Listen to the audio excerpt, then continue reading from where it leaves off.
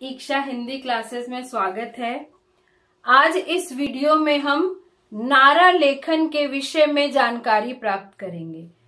नारा किसे कहते हैं, नारा क्या है, नारा लिखने के उद्देश्य क्या है, क्यों लिखते हैं हम नारे और इसको लिखने के क्या फायदे हैं, और नारा लेखन के बहुत से उदाहरण मैं आपको दूंगी। तो शुरू करते हैं। और शुरू करने से पहले मैं आपको फिर से याद दिला दूं कि आप चैनल को सब्सक्राइब कर दीजिए, लाइक और शेयर कीजिए और अपने साथियों को बताइए। तो हम शुरू करते हैं। नारा, नारा क्या है?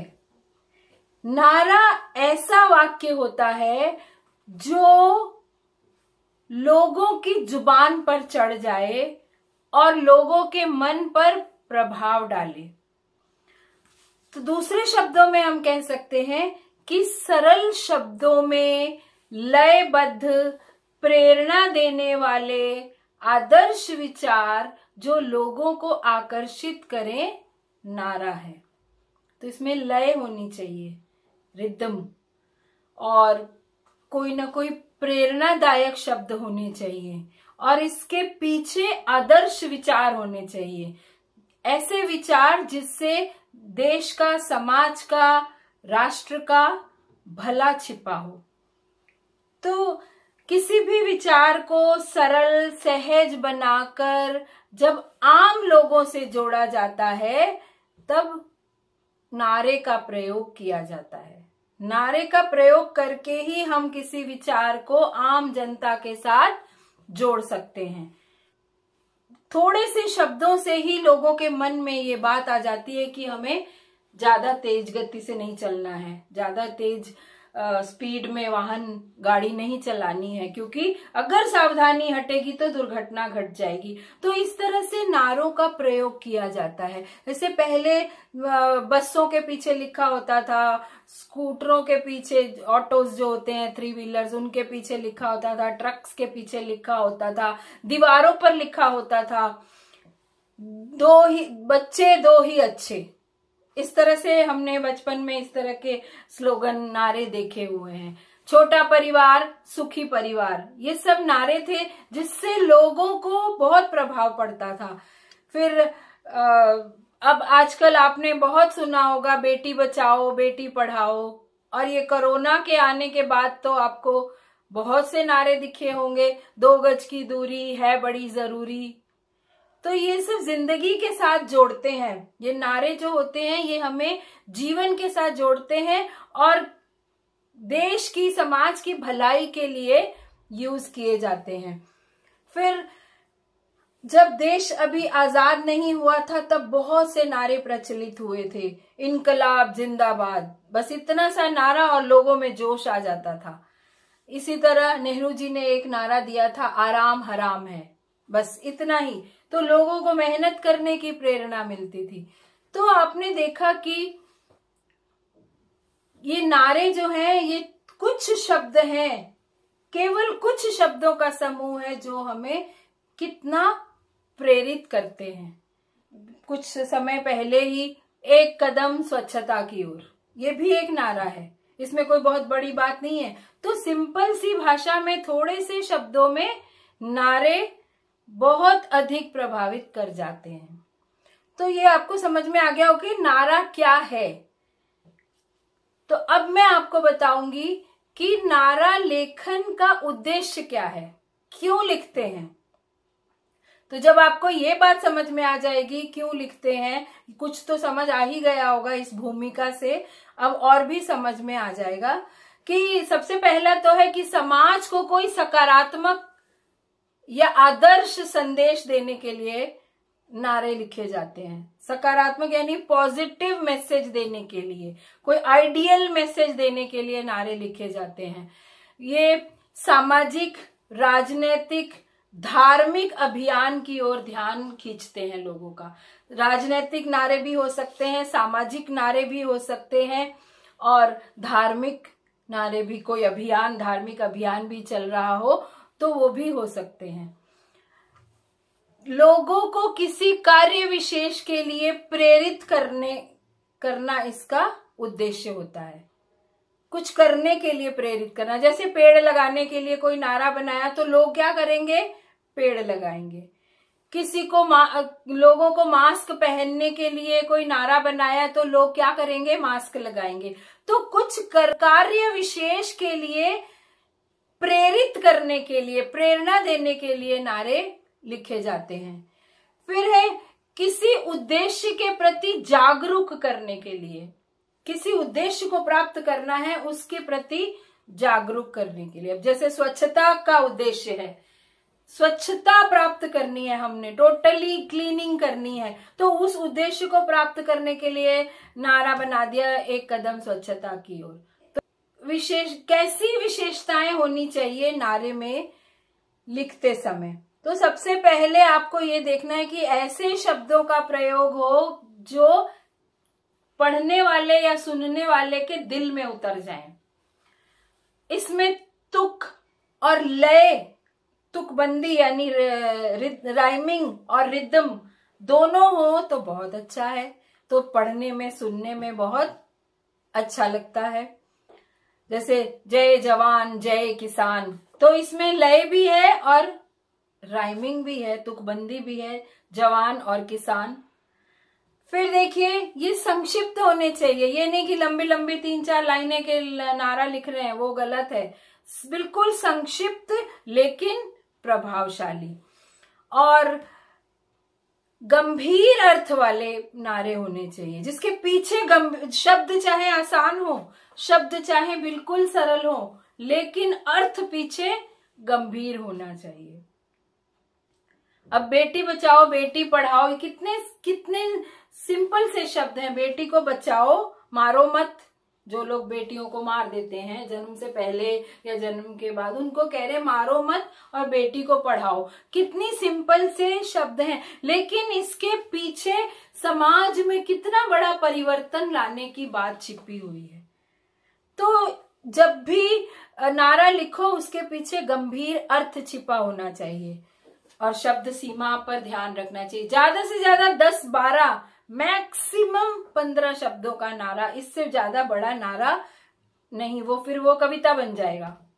तो नारा जितना संक्षिप्त हो लेकिन उसके पीछे अर्थ गहरा होना चाहिए और उसमें मौलिकता होनी चाहिए। मौलिकता यानी ओरिजिनलिटी, ये नहीं कि कहीं से देख के हमने कुछ कहीं से नकल करके लिख दिया। हमेशा खुद के भाव उस नारे में होने चाहिए, कहीं से कॉपी किए हुए नहीं, नकल किए हुए नहीं। किसी के लिखे हुए नारे को दोबारा लिखना नारा नहीं है। मौलिकता यानी ओरिजिनलिटी और रचनात्मकता होनी चाहिए। रचनात्मकता यानी क्रिएटिविटी, जिसमें लगे कि कुछ नया बनाया, निर्माण हुआ है, कुछ नई बात कही गई है। बात चाहे पुरानी भी हो लेकिन नए तरीके से कही गई है। और हमेशा इसके पीछे आदर्श संदेश होना चाहिए, ये मैं पहले भी बता चुकी हूं। इसके अलावा प्रेरणा देने वाले नारे होने चाहिए, जिसको सुनकर या पढ़कर प्रेरणा मिले कुछ करने की, या जिस बारे में नारा लिखा गया है। जागृत करने वाला नारा होना चाहिए, लोगों को जागृत करें, जिससे लोगों को लगे अरे हम तो ऐसा नहीं कर रहे थे, हम तो ऐसा नहीं सोच रहे थे, अरे हम तो बहुत प्लास्टिक यूज कर रहे थे, इससे तो सारा पर्यावरण दूषित हो जाएगा। तो जब लोगों को एहसास हो, रियलाइज हो कि हम गलत कर रहे हैं, और इस तरह के नारे लिखे जाने चाहिए। उचित शब्दों का प्रयोग होना चाहिए नारे में। अब ये जो सुंदर लगे, सुनने में अच्छा लगे, थोड़ा सा मधुर लगे और कविता जैसा आभास दे। अब जैसे हम पेड़ शब्द भी यूज कर सकते हैं, वृक्ष भी यूज कर सकते हैं। पेड़ लगाओ या वृक्ष लगाओ, तो सुनने में जो अच्छा लगे वो यूज करना चाहिए, उसका प्रयोग करना चाहिए। पानी न कहकर हम जल का प्रयोग करते हैं।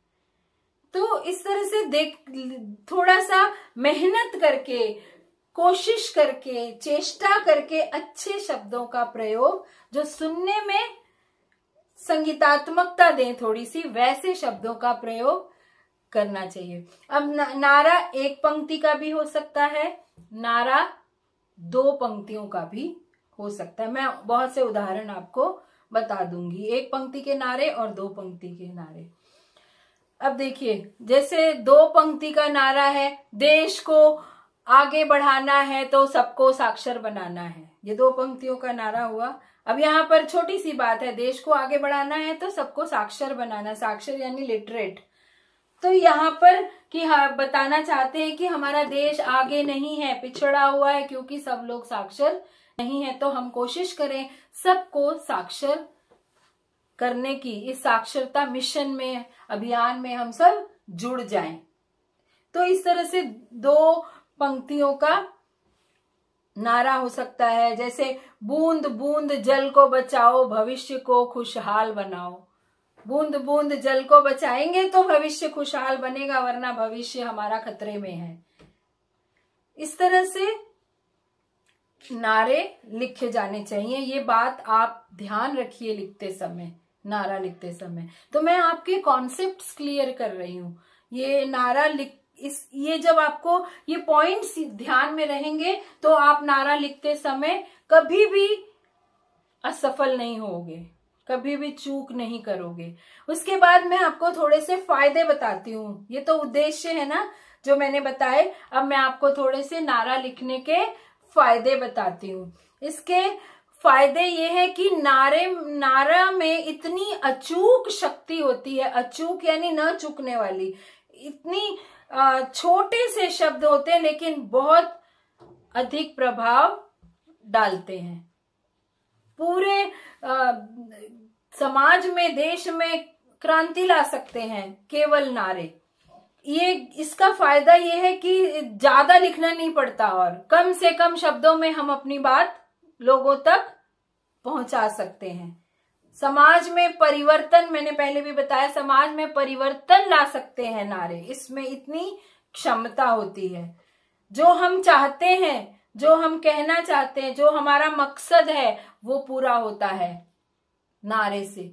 बड़ी बड़ी किताबें कोई नहीं पढ़ेगा, बड़ी बड़ी किताबों में हम जितने भी उपदेश दे दें कोई नहीं पढ़ेगा, पढ़ेगा भी तो बहुत कम लोग, और अगर पढ़ेंगे ज्यादा लोग भी तो वो भी भूल जाएंगे। लेकिन नारा ऐसी चीज है जो एकदम से याद रह जाती है, जुबान पर चढ़ जाती है, बच्चों तक को याद हो जाती है।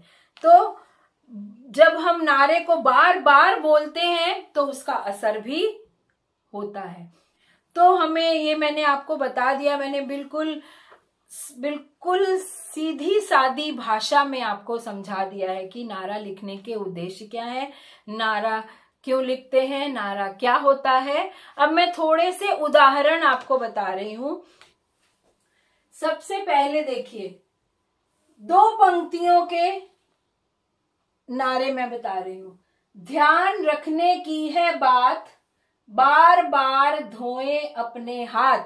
ये आज के लिए है, ये कोरोना वायरस जब से फैला है तब के लिए, आज की परिस्थिति के लिए ये नारा है। देखिए, ध्यान रखने की है बात, बार बार धोएं हाथ। अपने भी हम लगाना चाहे लगाए, नहीं तो हटा भी सकते हैं। बाहर जाते समय ध्यान रखें, मास्क से अपने मुंह को ढकें। तो कितनी सिंपल सी बात है, लोगों को जगह जगह अगर ये बात लिखी होगी तो लोग हमेशा याद रखेंगे और ये वायरस फैलने में रोक लग सकती है अगर सब लोग इस बात का ध्यान रखें। तो ये इस तरह के नारे हैं जो दूसरों की हमेशा भलाई के लिए ही प्रयोग में आते हैं। खुद पर रोक लगाएं, कोरोना वायरस न फैलाएं। तो सबको मालूम है कौन से रोक लगाने हैं, घर से जाना नहीं है, भीड़ भाड़ में नहीं जाना है, 2 गज की दूरी रखनी है। इस तरह अपने आप पर रोक लगाएं और कोरोना वायरस न फैलाएं। प्लास्टिक का करे बहिष्कार, आज की है यही पुकार। तो यह याद दिलाने के लिए कि प्लास्टिक ज्यादा प्रयोग में न लाएं, क्योंकि प्रदूषण बहुत ज्यादा हो गया इससे। तो प्लास्टिक का करें बहिष्कार, आज की है यही पुकार। पर्यावरण की करो सुरक्षा, तभी होगी हमारी रक्षा। हम तभी रह पाएंगे अगर पर्यावरण सुरक्षित रहेगा। हम यानी हमारी मानवता पूरी मानव जाति, वरना कोई भी नहीं बचेगा अगर पर्यावरण सुरक्षित नहीं रहेगा। तो इस तरह से नारे जो हैं वो लोग, ये कुछ उदाहरण है जो मैं आपको बता रही हूं। इस तरह से आप हजारों लाखों नारे लिख सकते हो। अब एक पंक्ति वाले नारे देखिए, पेड़ हमारे साथी, ये भी एक नारा है। इसको पढ़कर लोग सोच सकते हैं कि कैसे हमारे साथी हैं, क्या करते हैं पेड़ हमारे लिए। और जब ये सोचने लग जाएंगे तो पेड़ों की सुरक्षा में लग जाएंगे। जल है तो जीवन है, ये भी छोटा सा एक पंक्ति का नारा है। अगर जल नहीं रहेगा तो हम भी नहीं रहेंगे, तो लोग डर के फिर जल को बचाने लग जाएंगे। कोरोना को हराना है, अगर कोरोना को नहीं हराया तो वो हमें हरा देगा। इस तरह छोटे छोटे नारे। प्लास्टिक जानलेवा है, तो कोई किसी के मन में जिज्ञासा आ सकती है कि प्लास्टिक कैसे जानलेवा है। इस तरह हम बहुत लोगों को छोटे छोटे नारों से प्रभावित कर सकते हैं। तेल बचाओ, संसाधन बचाओ। तेल कौन सा? ये जो पेट्रोल डीजल वगैरह है। तो जब हम इसको वेस्ट करने से बचाएंगे, व्यर्थ नहीं गवाएंगे, तो हमारे संसाधन बचेंगे, रिसोर्सेज बचेंगे। तेज गति है घातक। अब कोई स्पीड में चल रहा है और बीच में आ गया नारा तेज गति लिखा हुआ सामने बोर्ड पर, तेज गति है घातक, तो अपने आप वो स्पीड कम कर देगा। नशे के दानव से दूर रहो, तो लोगों को ये बताने के लिए कि नशा एक दानव है, एक राक्षस है जो तुम्हें बचने नहीं देगा, तुम्हारा विनाश कर देगा। तो आपने देखा इस तरह से नारे लिखे जाते हैं जिनके पीछे कोई अच्छा भाव छिपा होता है, कोई गहरा भाव छिपा होता है। तो मुझे पूरी उम्मीद है आपको ये नारा लेखन का ये जो वीडियो है ये अच्छी तरह समझ में आ गया होगा। अगर नहीं समझ में आया तो आप कमेंट बॉक्स में लिखिए, मैं इसको और स्पष्ट कर दूंगी। और हमेशा अपने आसपास का वातावरण स्वच्छ रखना चाहिए।